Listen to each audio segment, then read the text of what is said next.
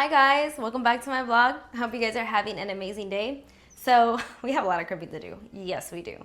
And I have to give myself a head start because I have to go and analyze and thoroughly check everything for this process. For those of you that are new to the channel, I am restoring the body harness from my 1994 Toyota Supra, and I am extending the harness, and it's gonna go from the fender all the way to the back because that's where I want the fuse box. I definitely don't want it inside the engine bay, and I want it to be located in the trunk. So also, by the way, it's my first time doing a body harness and I'm a little nervous, and I know it's a little exciting, right? Because I know that I've been preparing for this and I've been doing quite a lot of research. So mentally I am prepared, but even more so why I have to go through everything very carefully. Hopefully I don't make a mistake. Okay, let's get started. I'm going to use this ground wire to calculate exactly how much I'm going to need to run it from the original placement of that fuse box, which is right there, all the way to the trunk. But I gave myself like about an extra inch, and that way it'll just go tucked in right underneath the fender. It'll go right through that hole along the firewall. It'll reach back through that hole along the firewall, and then I'm going to tuck it in with this cable, so this other interior body harness. And then it's gonna extend all the way back here, and then bam, it's gonna get to that fuse box. Yeah, that should give me just enough. Of course, I calculate a little extra just in case, but that way I can't even run it behind this. So originally where the previous owner had ran it, it was outside, but I think I might even put it through in here. Of course, as long as it's sealed exactly like how this one is. Yeah, that'll look good. Okay.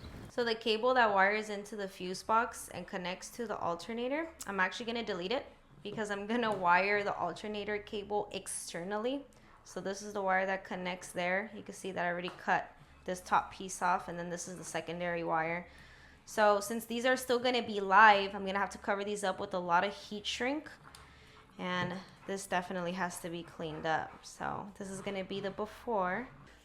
So I got all my colors in, guys, but I did misorder because I didn't order the 8 gauge that I needed for this specific wire, this white with the blue stripe. And this runs into the IV system and it controls the AC.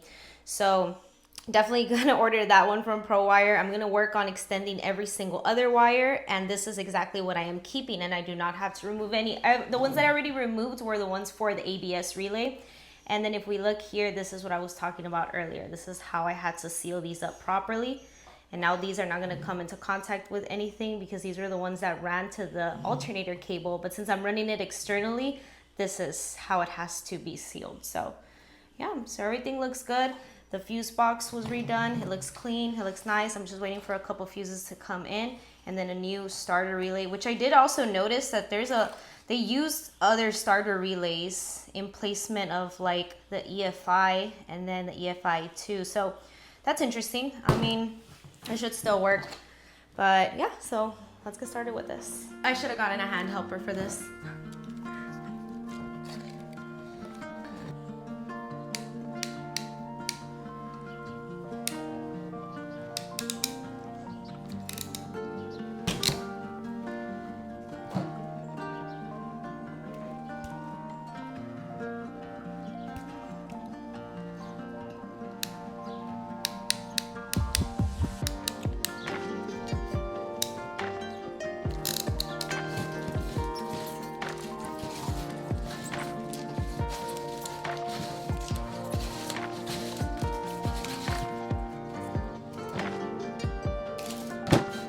I had that process on repeat for every single wire until I ran out.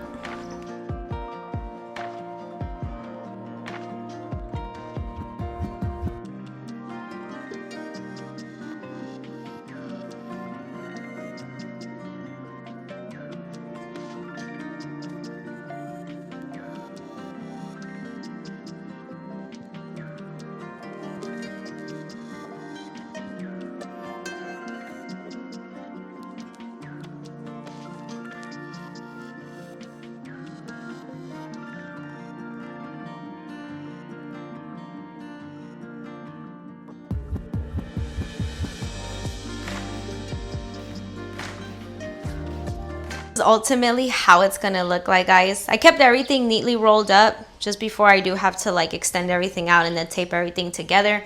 But instead of the initial 10 feet that I thought that I didn't order, I actually still need like another 120 feet. So we can see all these wires up here that still need to be extended.